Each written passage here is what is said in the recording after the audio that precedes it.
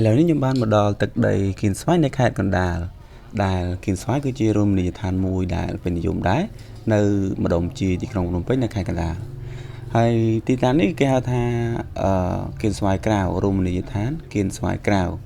ដែលជាកន្លែងលក់ដូរម្ហូបអាហារហូបចុកហូហៀនិងមានកន្លែងកញ្ចុះអង្គុយលេងយ៉ាងច្រើននៅក្បែរមាត់ទឹកតោះឥឡូវបងប្អូនទាំងគ្នាចូលទៅមើលថាគៀនស្វាយមានលក់អីខ្លះមានកន្លែងអីញ៉ាំមានអីលេងខ្លះតោះទស្សនាវីដេអូខ្ញុំនេះទាំងអស់គ្នាហើយឥឡូវនេះខ្ញុំបានមកដល់កន្លែងផ្សារដែលគេលក់ឲ្យបានណាផ្សារនេះគេលក់បន្លែផ្លែឈើដែលដាំនៅខេត្តគៀនស្វាយហ្នឹងនៅទឹកដីគៀនស្វាយនេះតែម្ដងមានទាំងបន្លែផ្លែឈើស្រស់ធម្មជាតិជាច្រើននិងម្ហូបអាហារហូបចុកហូហែដែលយើងអាចទិញបានមិនចេះអស់មិនចេះហើយនោះទេគឺច្រើនមែនតើហើយឥឡូវនេះខ្ញុំកំពុងតែរកទិញផ្លែឈើទិញម្ហូបអាហារញ៉ាំដើម្បីយកទៅញ៉ាំនៅកន្លែងកញ្ចុះដែលគេធ្វើដើម្បីអង្គុយលេងជុំគ្នាញ៉ាំអីនឹងឯងតោះកុំងយូរបងប្អូនទៅទស្សនាវីដេអូខ្ញុំពេញទាំងអស់គ្នាថានៅគៀនស្វាយទេសភាពបែបណាផ្សារលក់ម្ហូបអាហារបន្លែផ្លែឈើរបៀបណាធំប៉ុណ្ណាតោះទៅមើលវីដេអូពេញរបស់ខ្ញុំទាំងអស់គ្នាហើយមកដល់ប្រឡោះនេះគេចិញ្ចឹមគោច្រើនណាស់អ្នកគៀនស្វាយសបោស្មៅសបោគោនៅខេត្តទន្លេមានធំនៅទីតាំងនេះគោច្រើនមែនហើយគេចងតាមផ្លូវហ្មងនេះនៅកន្លែងម្ដុំខ្លងទ្វារវត្តគេថា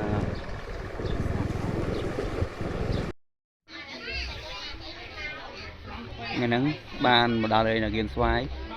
ឡូវដល់កញ្ចុះគេជួលកញ្ចុះគេនៅហ្នឹងកញ្ចុះជួល2នាក់រឹង2គេយក 10000 អ្នកបងប្អូន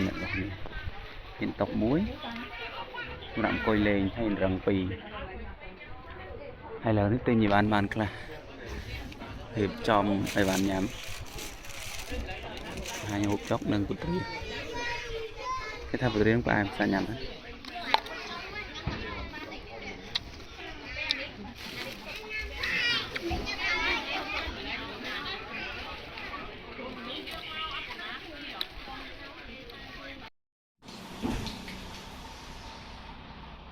ឥឡូវរៀបចេញដំណើរ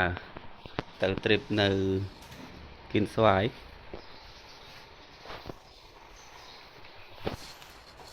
មកដូចអត់សូវ happy ទេអ្នកម្នាក់នេះតោះហើយណាដើម្បីទៅដល់គៀនស្វាយយើងត្រូវធ្វើដំណើរកាត់ពីភ្នំពេញឆ្លងស្ពានច្បារអំពៅផុតតាមកាត់ផ្លូវជាលេខ1ឬមួយទៀតយើងអាចធ្វើដំណើរផ្លូវកាត់តាមក្រុងទឹកខ្មៅអ្នកទាំងអស់គ្នាក្រុងទឹកខ្មៅមានផ្លូវបុកចេញទៅកាត់មួយផ្លូវតាមគេហៅថា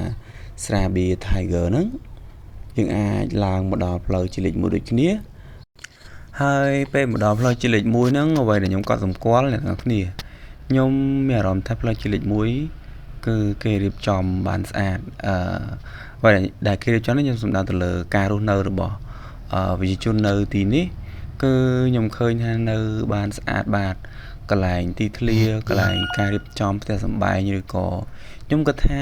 នៅទីតាំងគៀនស្វាយនេះប្រជាជនមានជីវភាពរៀងធូរធារជាងគេហើយម្ដុំប្លុកជាភ្នំពេញណាខ្ញុំធ្លាប់ជិះកាត់ផ្លូវជាលេខ2ជាក្រុងណាផ្លូវជាលេខ3ផ្លូវជាលេខ4នេះហ្នឹងគឺការរៀបចំការលក់ដូរហ្នឹងមើលទៅនៅរៀងមានកម្រិតទាបដែលអាចថាអត់សូវស្អាតដូចនៅផ្លូវជាលេខ1ទេផ្លូវជាលេខ1ទាំងសងខាងផ្លូវខ្ញុំមើលទៅការធ្វើផ្ទះរបស់គេធំដីគេទលាយហើយនិយាយទៅមើលទៅរៀង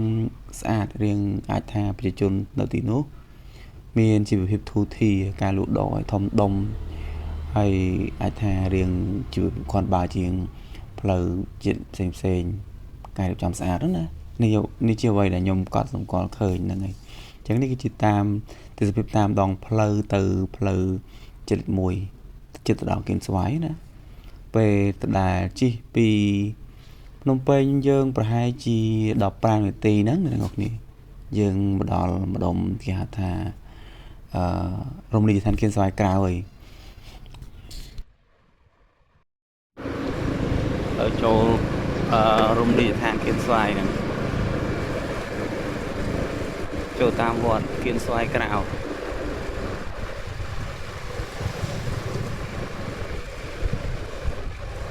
គឺយើងធ្វើដំណើរមកដល់វត្តគៀនស្វាយក្រៅយើងធ្វើដំណើរបត់តាមលបងវត្តណាបត់ឆ្វេងតាមលបងវត្តចូលទៅក្នុងបន្តិចគឺដល់កន្លែងគេផ្ញើឡានផ្ញើម៉ូតូនៅខាងស្ដាំដៃដែលមានកន្លែងគេផ្ញើឡានផ្ញើម៉ូតូហ្នឹងធំទូលាយមែនតើហើយនៅជាប់នឹងផ្សារដែលគេលក់ផ្លែឈើបន្លែម្ហូបអាហារហូបចុកដែលរៀងធំវែងដែរណាអ្នកនរគ្នា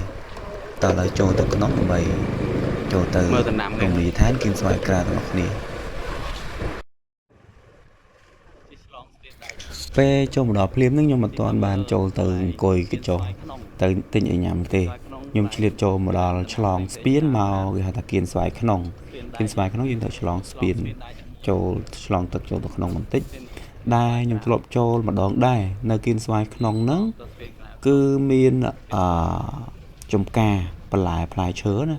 ខ្ញុំធ្លាប់ជិះចូលលើកមុនហ្នឹងដូចជាខែ2ខែ3ដែលទិដ្ឋភាពនៃចំការដំណាំពោតបន្លែផ្លែឈើសណ្តែកកសោយហ្នឹងគឺធំទូលាយទាំងជួរស្អាតមែនតើអញ្ចឹងហើយខ្ញុំម្ដងនេះក៏ចង់ថតទិដ្ឋភាពបែបហ្នឹងធ្វើជាវីដេអូហើយខ្ញុំក៏បានចូលទៅក្នុងគៀនស្វាយក្នុងម្ដងទៀតដើម្បីចូលទៅមើលទិដ្ឋភាពទាំងអស់នោះ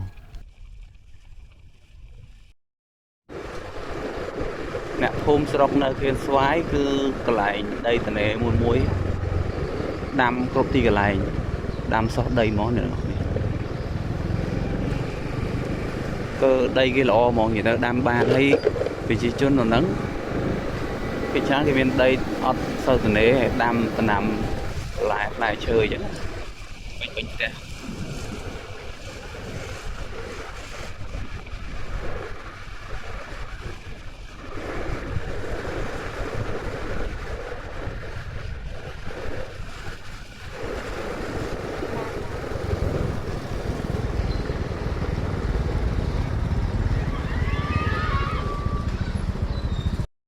ឡានអាយ៉ៃហ្នឹង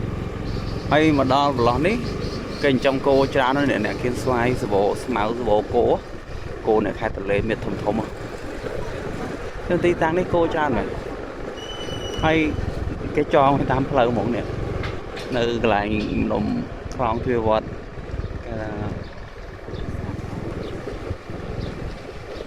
គោច្រើនមែនកន្លែងនេះកន្លែងក្រល់គោហ៎តែមើលសិននេះកន្លែងនេះគោច្រើនណាស់កសិដ្ឋានចិញ្ចឹមគោហ៎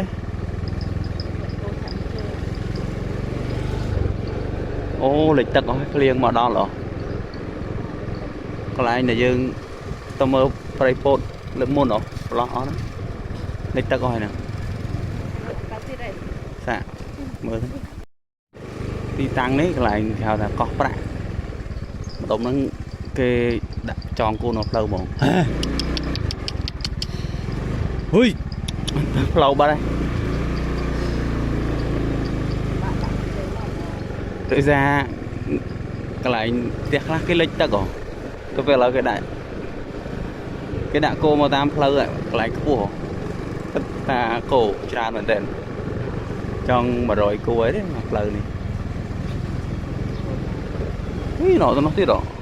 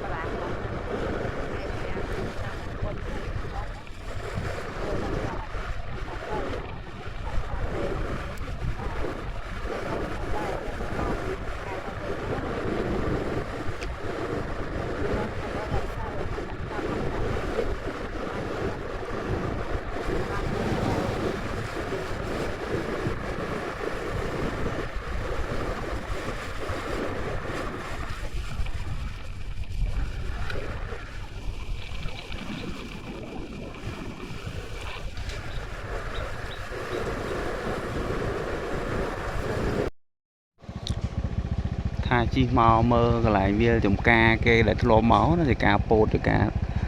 តសក់អីហ្នឹងឥឡូវទឹកលិចអស់លេងចាំមកខ្ញុំខែភាសាមានកន្លែងរោងតំណាំគេលិចអស់បាត់ហើយអ្នកទាំងអស់គ្នាអើយមកកាលមកខែអត់ទឹកឡើងខែដូចជាកាលហ្នឹងខែ2ខែ3មានតំណាំហូរហើយទៅពេលឥឡូវខែហ្នឹងវាទឹកលិចអស់លេងឥឡូវហ្នឹងពួកខ្ញុំត្រឡប់មកគៀនស្វាយក្រៅវិញហីចូលមកផ្ញើម៉ូតូផ្ញើម៉ូតូហើយចូលទៅរកទិញញ៉ាំវិញដល់ម៉ោងបាយក្រៅវាចូលទៅគៀនស្វាយក្នុងថាទៅមើលទេសភាពចំការបន្លែផ្លែឈើណាបានតែចៃដនមកខែភាសាខែ10គឺពេញទឹកឡើងហើយអ្នកទាំងអស់គ្នា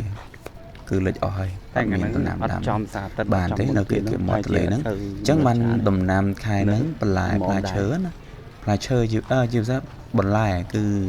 រៀងឡើងថ្លៃតតងដើរចូលលេងសាអាចដាំបានខ្លួនឯងសណ្ដែកសក់ស្បៃហ្នឹងគៀនស្វាយក្រៅអញ្ចឹងមិនឆ្ងល់ថាឥឡូវហ្នឹងវារៀងឡើងថ្លៃភាសាថាទឹកលិចតំបន់មាត់ទន្លេបានបានណា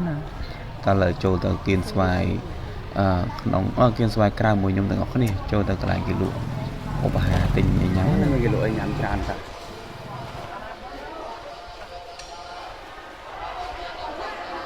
មានផ្សារបន្លែផ្លែឈើផ្សារឧបហារដែរ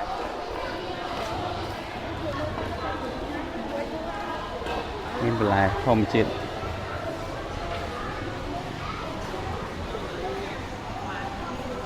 មានភ្លើងពណ៌ទៀត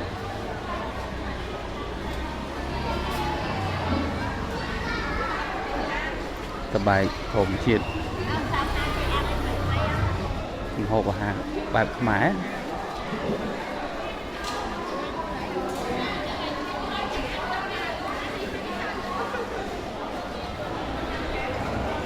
គៀនស្វាយក្រៅគៀនស្វាយគុំ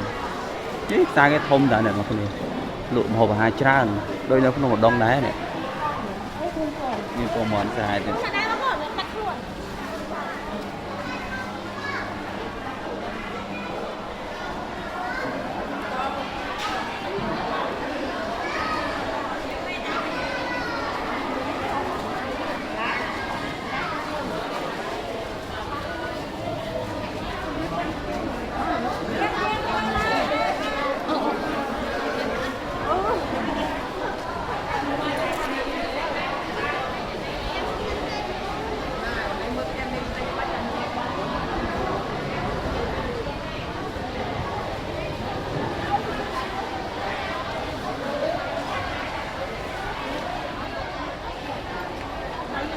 កន្លែងលក់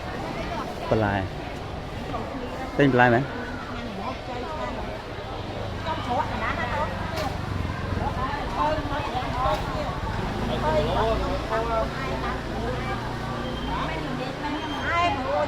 ទិញបន្លែ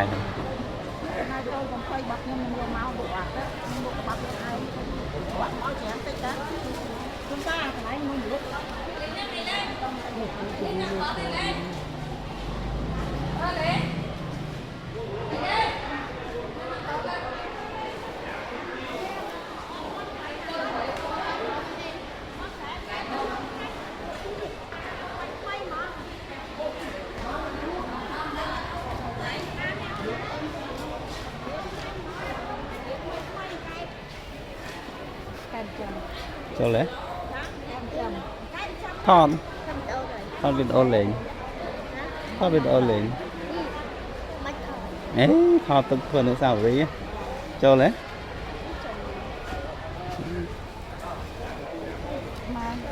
ដល់សារឲ្យញ៉ាំហ្នឹងអញ្ចឹងល្បីបាត់ហើយចឹងហ៎មកចូលកាមេរ៉ាឯង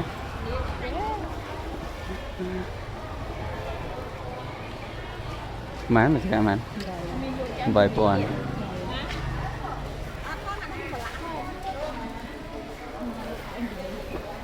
អូអាងថ្មីប៉ុ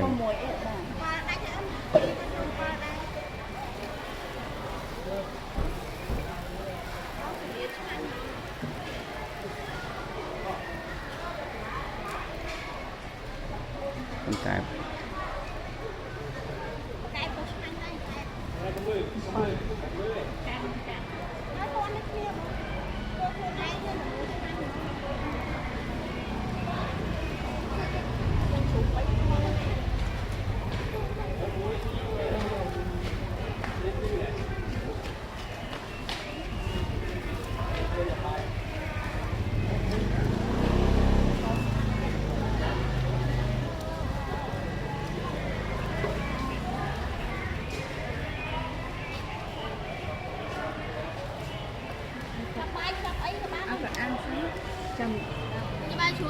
Cho nên tôi bây giờ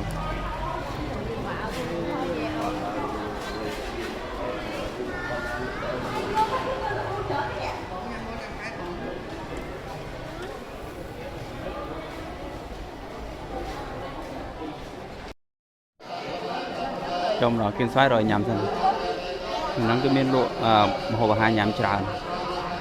miền trái miền món miền cải anh ấy chịu rồi có bọc xoài rồi tôm bọc qua lên đóมันเป็นหอมพระ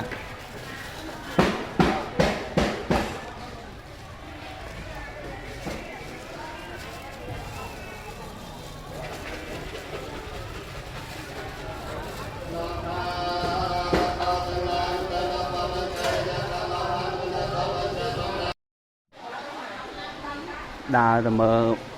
กลายเส้นนี่ใช่ไหมเมื่อปลายเชิดนำซอสมือเกดได้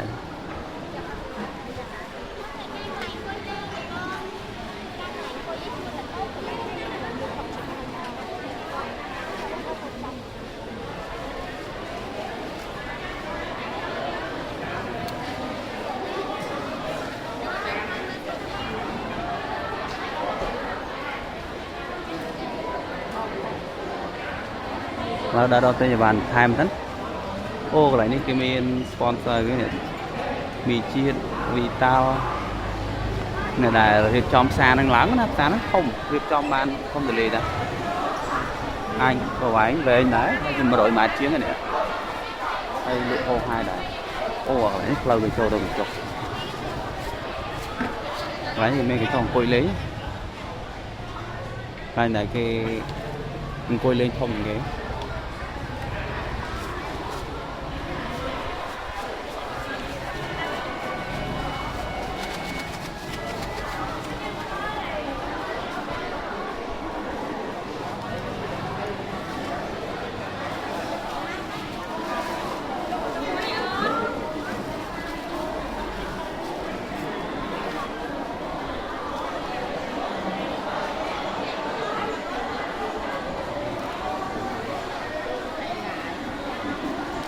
con của vào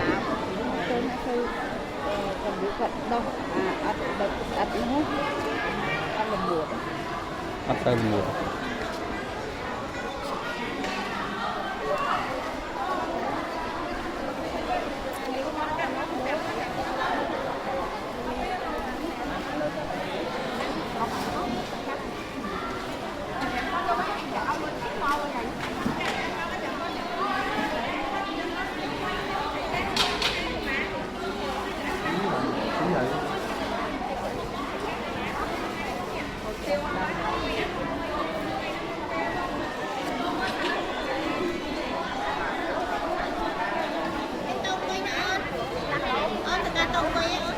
toán đây toán bán 200 coi bán nó tôi đi trong một năm bán tập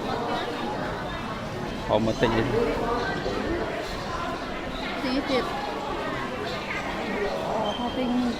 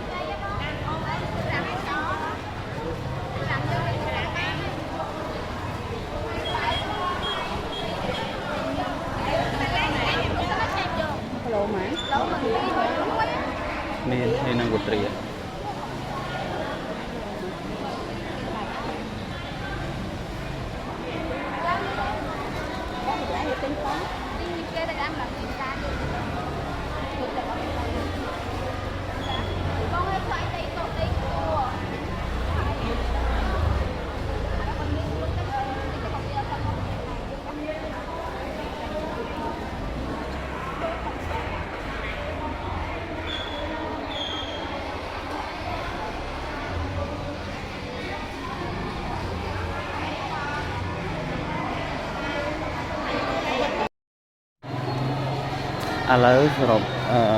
ដំណើរកំសាន្តមកគៀនស្វាយទិញបានប៉ុណ្ណឹងឥឡូវទៅរកកន្លែងអង្គុយឬក៏ទិញអីថែមសិនណាបងប្អូនដោយសារមកបាច្រើនពេកទិញមួយនៅមួយចង់ទៅទិញអីគ្រប់មុខហើយដល់ពេលចាំពេកទិញណាចោលđây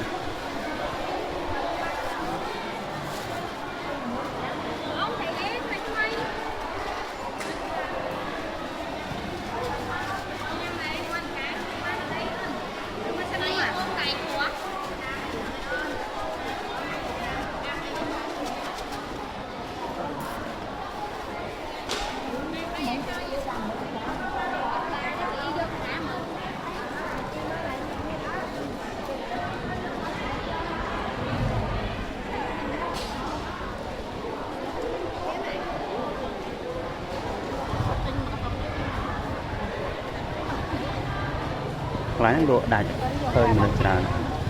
cạp mến bay những cạp bị nhầm tâm nhầm lại cho cao tư này hả một đồng chú nó khơi lụa đạch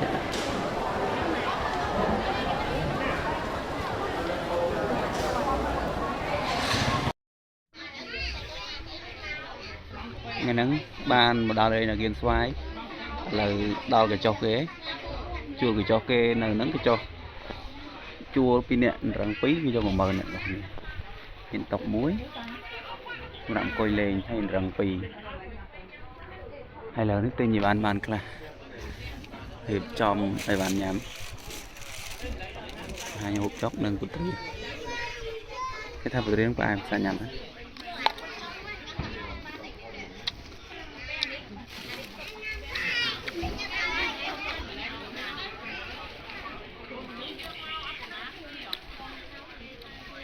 cái trong mà chỉ đỏ nắng tràn của xóm hay về như châu từ thằng nọc máu cho một lời mà chiến cho đây giờ còn mà phải sáng rồi cho bên với tay ngày nắng áp trăm sàn tận bồn tiền này chẳng ở sau mình được mà